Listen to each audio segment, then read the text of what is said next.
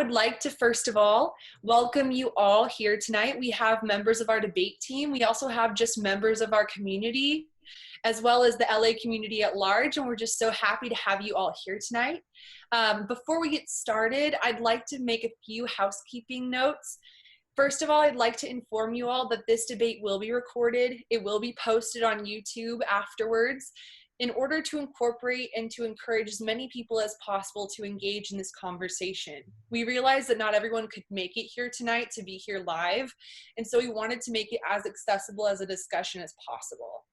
Second of all, I would ask if you could all please place yourselves on mute on Zoom. That way we can all clearly hear each of our three wonderful debaters tonight and all of the excellent points that I'm sure they're going to make. I'm so excited to hear this debate get underway. I'd like to introduce myself for those of you who don't know me. I'm Tiffany Hall. I'll be your host and moderator tonight for this debate. I am the Waves Debate on-campus events chair, and it is my job to foster community within not only our debate community, but also our Pepperdine community at large. I think it's so important to remember that debate never has to be divisive. In fact, I think it's quite the opposite. Debate encourages us to have difficult conversations that can create greater understanding between all of us. And I love using communication as a tool to foster community and understanding. Tonight, we're going to be engaging in a very important topic, and one that none of us take lightly and will treat with the utmost respect, and that is COVID-19. I hope that each and every one of you are taking the proper steps to ensure your safety and health during this time, and know that we are thinking of you. Tonight's discussion in particular will be, which reaction among the three presidential candidates, Joe Biden, Bernie Sanders, and Donald Trump, is the most appropriate in response to COVID-19? We believe that there is no greater importance than discussing this topic tonight, as it is so relevant to not only our community, but to the global community. And we think it is a discussion that can promote understanding and greater conversation about what it means to live in a time during emergency response, and what it looks like to react as a community and as lawmakers. Now, we don't think that there needs to be a winner tonight, and there won't be. We believe instead that the purpose of this is to simply foster a greater and deeper discussion to allow ourselves to think beyond our own opinions and mindsets. Now, tonight's debate will be a little more informal than our typical British parliamentary style. We like to call this style civic style, if you will. And how it will work is pretty simply that each of our three debaters tonight will have a 5-minute speech in order to construct and to establish their points.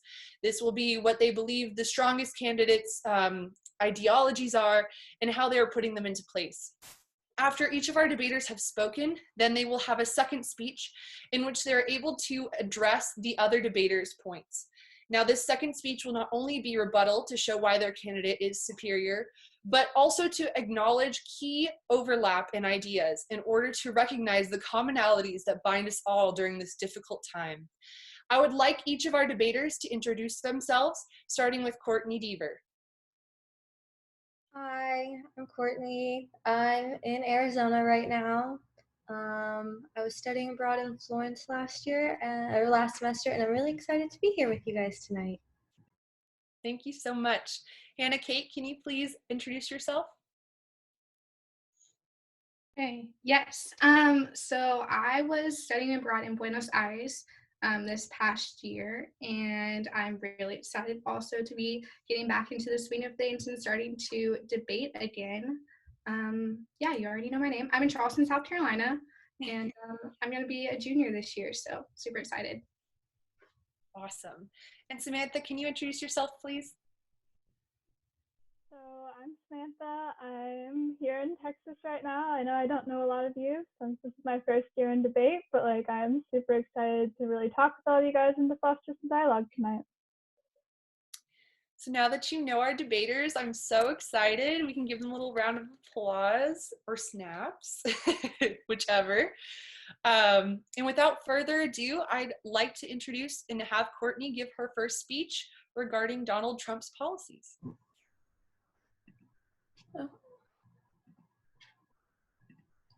Okay.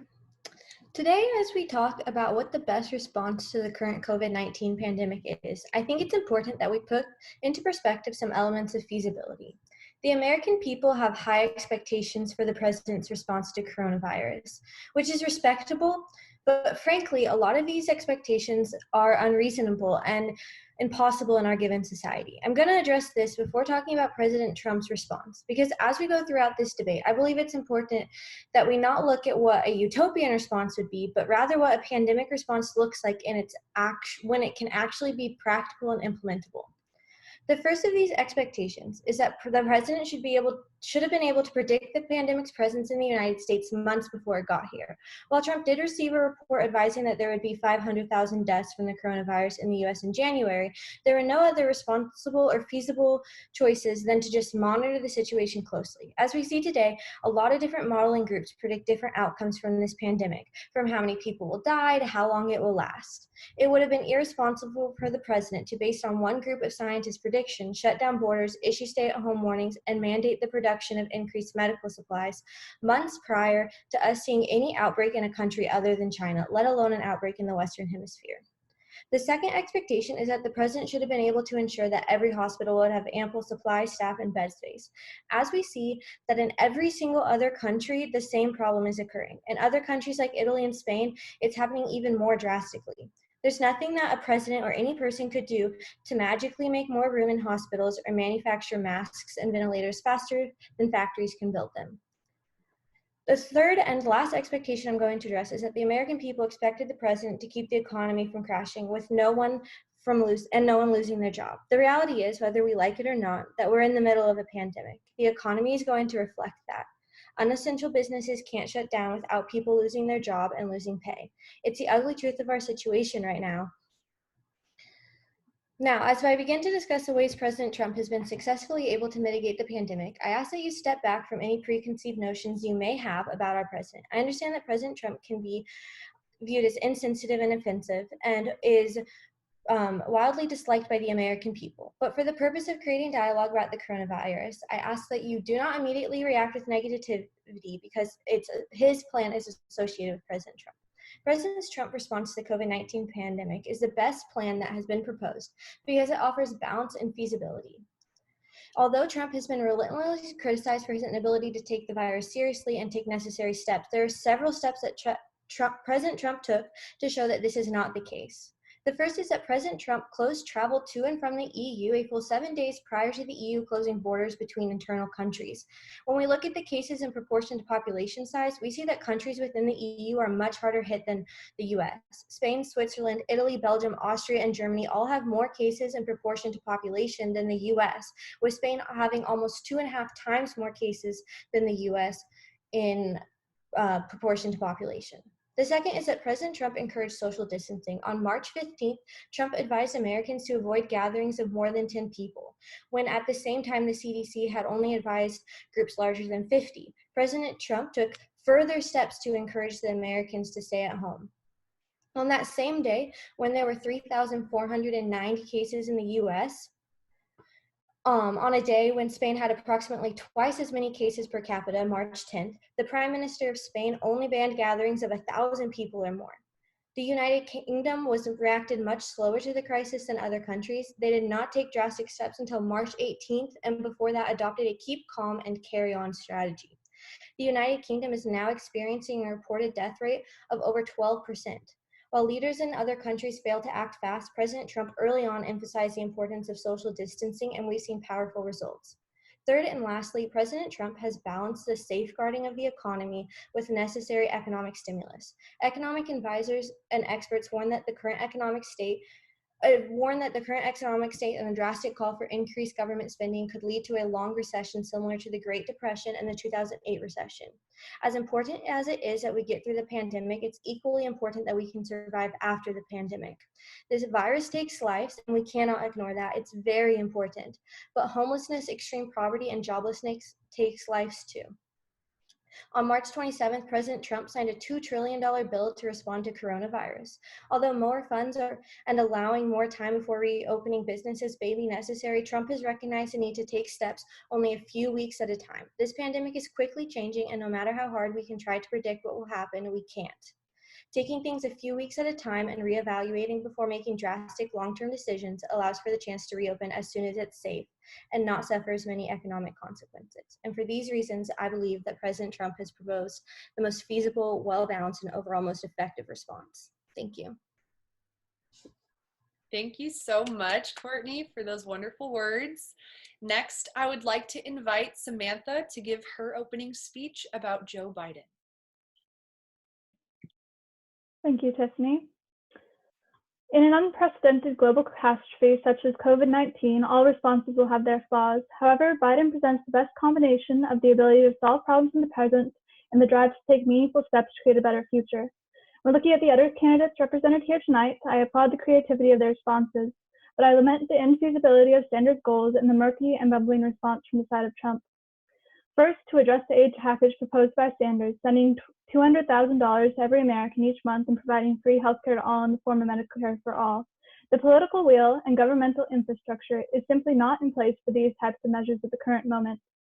Whereas Sanders has many laudable efforts on social, medical, and economic fronts, the extreme nature of Medicare for all would prevent needed measures for protections from passing through Congress in the quick time frame that is currently necessary, so it is not the best response in the present. Next, to address the 4 goals listed by Trump's campaign website.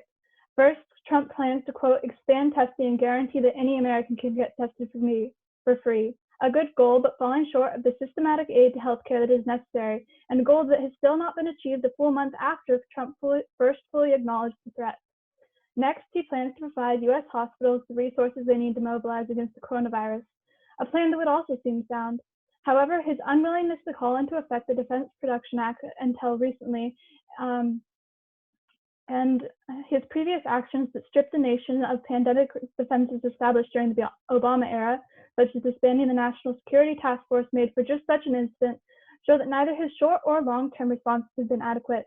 His third point, travel bans to slow the spread of the coronavirus, is more about a false sense of security than anything else in a virus that has been largely community transmitted up to this point. Finally, Trump's last point, shoring up the economy and helping Americans affected by the virus, is also a good goal, but there is widespread consensus that the current relief packages are not far-reaching enough, and ample evidence from Trump's previous legislation efforts to prove that he prioritizes industry and the wealthy over minority groups who are really the hardest hit during this crisis. I do not believe that his efforts do or could confront the looming issues of health inequality across race, incarceration status, or immigration status, which is something both other candidates seek to address. He claims to protect the economy, but his ambivalence has only led to more stock market instability. All in all, his response seems to suggest that he is unwilling or unable to take adequate leadership in a crisis, and that his planning for the crisis has little to no depth or foresight beyond immediate needs that even then he cannot meet. Biden's plan agrees with the best aspects of these plans while being more feasible, concrete, and practical. He outlines several detailed plans for health services, eliminating cost barriers of treatment, and providing economic relief across all sectors of the economy, and a plan that is 3 times longer than listed by each of the other candidates' websites. He plans for universal health care coverage through the expansion of the Affordable Care Act in excruciatingly accurate detail. However, perhaps the most striking difference in comparison to the other candidates is that Biden plans explicitly for long-term and global solutions against a pandemic of this size ever hitting again, ranging from the creation of a global health emergency board to reinvestment in our healthcare system to the prevention of global climate change that only exacerbates issues like this. Biden recognizes that he must not only look at the present crisis, but that this is a unique moment to change the course of human history for the better. However, even beyond these actions addressing the virus, Biden uniquely realizes this is not only a public health crisis, but also a crisis of confidence. Trump's initial response to the virus appears completely disconnected from reality. He denounced experts, denied the threat, and delayed a response. Over the past months, he continues preening his ego rather than distributing accurate information to protect the lives of the people he swore to serve. Without adequate and trustworthy information, all levels of American society, from consumers to healthcare providers to investors to government officials, cannot function because they will have no faith in the ordinary systems of society. We must restore Americans' faith in democracy's ability to protect them, or we risk losing it. This is the cornerstone of Biden's plan, to rely on expert, unbiased sources. And as a moderate, He has the best ability to restore confidence and trust across the entire population. For all of these reasons, Biden's plan is the most effective response to the COVID-19 pandemic. Thank you. Thank you so much, Samantha. Snaps and claps for you. I would like to introduce and have our last debater today, Hannah Kate, address her arguments for Bernie Sanders. Okay. Thanks, Tiffany. Can you hear me? Okay. Bernie Sanders has been traditionally known for his political revolution, which thrills some voters but greatly concerns others. Yet Sanders' record indicates that as mayor, he made practical changes to local tax code and has numerous years of experience in Congress. It's this record which proves his ability to make actual change. Sanders' radical response to coronavirus is not only possible, but is the most effective response to the COVID-19 pandemic. Before moving into the bulk of my argument, I would like to start by briefly defining his plan in some narrative terms. Taken directly from his campaign website, Sanders calls his plan the emergency response to the coronavirus pandemic, and it breaks down into three parts. The first being empower Medicare to lead healthcare response, establish an emergency economic crisis finance agency, and third, create an oversight agency to fight corporate corruption and price gouging. Now, both the first and second parts of this plan are just more drastic versions of what we already see from Trump and Biden, with the addition of course, healthcare coverage for all, and a $2,000 direct monthly deposit to all Americans for the duration of the quarantine. He also specifically focuses on disadvantaged groups like Native American tribes, college students with loan debt, farmers, homeless, disabled, etc. The list goes on.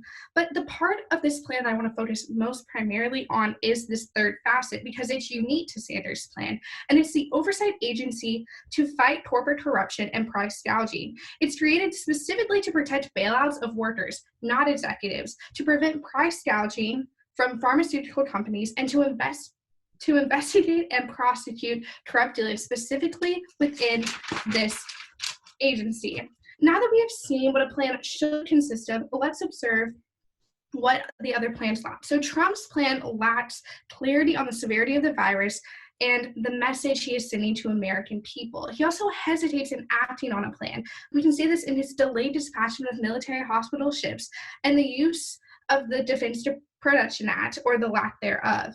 Ultimately, his plan is just much less aggressive than the other two and could be the cause as to why the U.S. currently leads in world coronavirus deaths. While Biden's plan is respectively better, it also lacks incomplete effort. He wants to patch up the holes of a broken system by providing some aid to some victims of this new heavy economic burden. But his plan is seemingly inadequate in comparison to Sanders' $2 trillion response, which does include, again, free Medicare for all. So while this plan is criticized as extreme, Bernie stays consistent with his platform and is aggressively fighting the pandemic by attacking the root of Americans' issues. He's not afraid to ask the hard questions like, how did we let this go so far? Where does the actual power lie in the United States? These are questions that Biden is too careful to ask. But Sanders, on the other hand, calls for the largest mobilization of our nation's resources that we've seen since the enactment of the New Deal. And second, out of the three, Sanders' plan is most focused on economic solutions. More than half of his plan is focused on the economic outcomes of this pandemic. While it is a serious concern that many Americans are being visibly harmed by the coronavirus, the majority of Americans are more worried about the economic outcomes, and rightly so. Again, both Trump and Biden lacked the third part of his plan: protection against corruption. This is the key difference that sets Biden and Sanders apart. Sanders does not fear the oligarchy, and unlike Biden, he's willing to take a stand against the manipulation of the top 1%. Without this protection, any aid that is being given to the American people becomes pointless as it's funneled directly into the pockets of corporate America. To conclude, Sanders' plan goes beyond Trump and Biden's by focusing on protection against corruption, a universal issue of the American people. For the foregoing reasons, Sanders' plan proves itself as not only effective, but the critical response to the COVID-19 pandemic. Thank you. Thank you so much, Hannah Kate. Before we dive into our counter arguments here, I would like to note that we do recognize that Bernie Sanders has officially withdrawn from the presidential race. We believe that his powerful position within the Democratic Party throughout the early campaigning stage and throughout politics in general is notable and makes his position relevant to this debate. Now that I've made this clarification, I'd also like to remind all of us that this second speech should not only address the points of clash between each of the arguments, but also points of overlap. I now invite Courtney to make her second speech.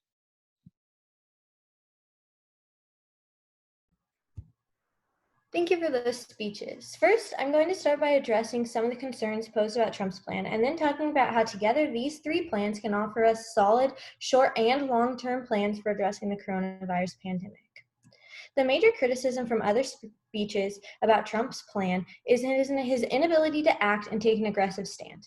The use of the Defense Production Act was brought up in both speeches. Trump did employ the Defense Production Act on April 2nd to help with the production of necessary medical supplies. But this was primarily unnecessary because almost all of the businesses it encompassed were already voluntarily producing the items, which is much more powerful than government intervention. There's no doubt that there's a need for more production of emergency supplies, but production limits of the U.S. are the source of this problem, not the president's inability to act. When we look at all three plans presented here today, we see that a combination of these plans offers us the best options for the short and long-term solutions to the coronavirus pandemic. Trump's plan has a lot more focus on what we need to do in the short term, while Sanders and Biden's plans have a focus on what we need to do in the long term. When we look at the short term, we see that what the American people need right now is increased stimulus package, increased testing, and increased medical supplies.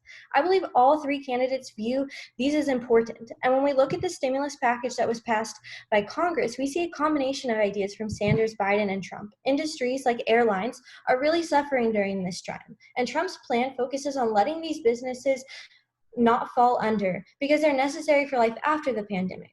Sanders and Biden's plan focus on giving money directly to people in low-income situations and helping with unemployment. We see that Sanders specifically wants to make sure that the 1% aren't the only people being helped by the government. Trump's focus on industry is important in that these industries employ the people that Sanders wants to protect. And the people that Sanders wants to protect are the ones who spend and fuel these industries. We can't just focus on one and not the other. So combining Trump's focus on industry and Sanders' focus on the individual, which is in fact what we see in the stimulus plan, is really the best combination.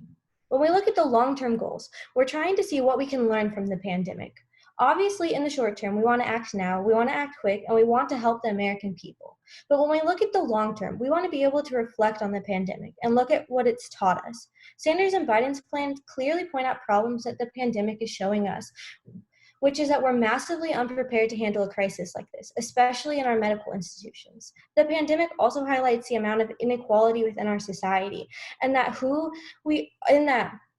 minority groups and people from lower socioeconomic classes are being affected economically and health-wise disproportionately because people in these minority groups are at increased risk of health complications and health problems because of the system in our society that makes it so much harder for them to get access to medical care. These are important issues in the long term. Biden and Sanders call for major revamps in our medical system. We know that from the past, though, that these issues are controversial and most likely will have trouble passing through Congress. The problems with our healthcare aren't going to be solved fast enough to help the American people in the next 2 to 4 to 8 weeks while this pandemic is going on. Because Sanders and Biden were candidates for the next political election, their focus is on what they can do when they're president. Trump's plan, even though his plan may be shorter than Biden's, is the only plan that has actually had to be put into action to solve the here and now problems of the pandemic. When we look at the long term, I think we need to turn to what Biden and Sanders are saying about the revamps and reevaluating the way our healthcare system works. They're on the spot about that one.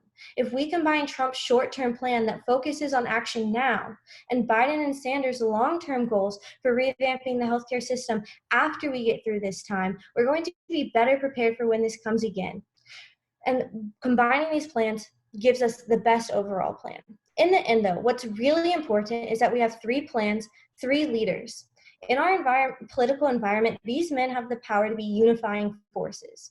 They have the option to go out to the media and talk bad about their fellow candidates, their fellow politicians' plans, and they have the option to lead their parties into unification, to talk to the representatives in Congress from their party, to talk to the senators, to talk to the governors from their parties, and to call for unification. They can say, let's push aside our hidden agendas. Let's not push clauses about secret funding into these bills so that we can get them passed. Let's focus on what we can do for the American people together, here and now. Let's focus on getting another better stimulus plan out there. Let's focus on how we can mitigate the production capabilities in the United States. If these candidates lead their parties unified and they come together, we can act fast and help the American people the most. These candidates have the power in the sense that they can set a precedent that the United States can put aside our differences for the betterment of the people in a crisis, and hopefully after this on an everyday basis. Thank you. Thank you so much for those words. I would like to introduce and invite Samantha to give her second speech. Thank you so much, Tiffany. I would like to begin my rebuttal by thanking both of you for your time and your effort to present your arguments tonight, because the only response that will be truly successful is one of unity and cooperative growth. After providing some rebuttals to your points, I will show how the best response incorporates common ground between each of us. First, to address an opposing team's claim that Trump did the best he could with the limited range of information before the declaration of a pandemic, I would remind you that whether he had adequate information or not, his administration's systematic defunding of common sense healthcare programs and pandemic response teams in the past years have left chinks in our nation's armor that would not have been there if any foresight on his part was exercised. However, it is still a wild claim that he did not have adequate information. From the date of the first coronavirus case in the United States, he had consistent warnings about a severe outbreak from the CDC, the World Health Organization, his own task force, the Department of Health and Human Services, senators, the United States Army's National Center for Medical Intelligence, and the National Security Council. By the 25th of February, the CDC told Trump a severe outbreak was inevitable, but 3 days later, Trump was still making claims that the virus would disappear, quote, like a miracle. With that many warnings, something should have been done before it was done. Trump simply ignored all the scientific advice to boost his own ego and severely hindered our country's mobility on that issue as a result. But I agree that no initial response is perfect. Even if we give him grace for all of this, let's look at why the opposing team says his response is best in the present. He shut down international travel, encouraged social distancing, and created economic stimulus. Even if his response was better than from some other countries, as is nearly the complete argument from Trump's side, it doesn't mean they are better than those of other candidates' responses. These are the absolute minimum standards of response shown by both other candidates, and the current fallout shows that they are not enough. To be quite honest, even Trump's current tweets have discouraged social distancing, and he has shown more care for the stock market than his own citizens' lives. Taking measures one day at a time is what got America into this mess. Planning for the future and taking steps to create a stronger country is what is going to get us out of it. To be honest, Biden and Sanders carry a lot of common ground on how to plan for the future, including investment in healthcare, social safety nets, and oversight agencies. Biden's plan is just not one that has bipartisan support at this time. I acknowledge that the American healthcare system is deeply, deeply flawed, but just because Biden's response is moderate doesn't mean it can't represent a best-case scenario for multiple parties. Biden's plan, just as Sanders, provides health care coverage for the nation, just not through Medicare for all. When your boat is sinking, you can't stand in the corner with your eyes covered or draw plans for the perfect boat. I think we all here acknowledge you have to bail out enough water to make it to the harbor before anything else. I see this as Biden's response. Now, to build on the middle ground of our arguments, the ground where Biden seemingly stands as a moderate, and the middle ground that we all agree is the functional range of responses to this pandemic. It is obvious that each of us come to this debate with the best wishes of the American public at heart. I think we can all agree that while this pandemic continues to ravage our country, continuing economic stimulus measures will be necessary, both to help the economy and individual citizens. Additionally, I hope we can all realize in one way or another that the current pandemic has revealed deep and intrinsic flaws in our nation, from unequal access to health care, the undervaluing of critical workers, to a fragile economic system and not enough reserves in place for the types of crises like a pandemic that will only become more common in the future. These are flaws that I hope will be at the forefront of any response offered, and that is the response I have seen from the other candidates here tonight. We all want what is best for this country, and I think that the ability to reach across the divide and recognize the value in approaches ranging from the far left to the far right is essential. I strongly agree on Courtney on this approach, and I anticipate agreeing with everyone else as this continues. Each of us admits that we have no idea where the future will lead us, and the only way we have control is to unify in the present with actions that will benefit each of us, not as representatives of political ideologies, but just as Americans. This crisis, a terrible event beyond my own ability to comprehend it, has increased my empathy for everyone around the globe. So regardless of what we agree on, let us all agree that we will emerge from this, if we emerge with anything from this pandemic, let it be a more accepting and forgiving America on both sides of the divide, an America that can move forward as a stronger and more unified nation to confront the issues that matter most. Thank you. Thank you so much for that second speech, Samantha. I'd now like to invite Hannah Kate to give her last speech.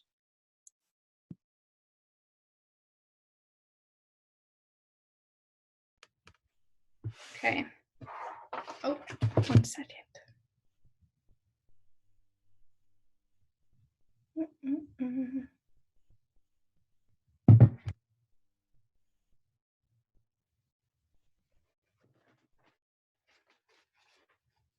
Okay, so when we consider the 3 plans presented from each candidate, we can say with confidence that each A makes a genuine effort to monitor and minimize the effects of the coronavirus within the U.S., and B could and would reduce the presence of COVID-19 within the U.S.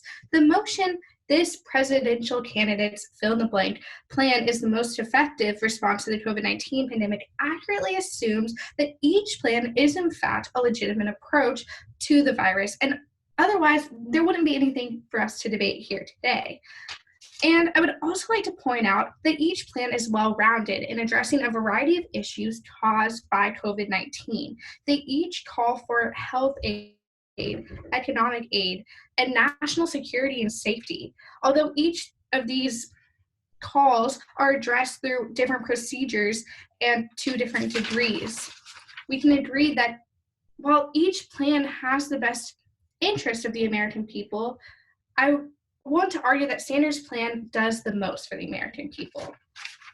So in the previous speeches, we were focused on, or what I heard from my opponents was that Sanders' plan is infeasible, and they're concerned about what will pass through Congress.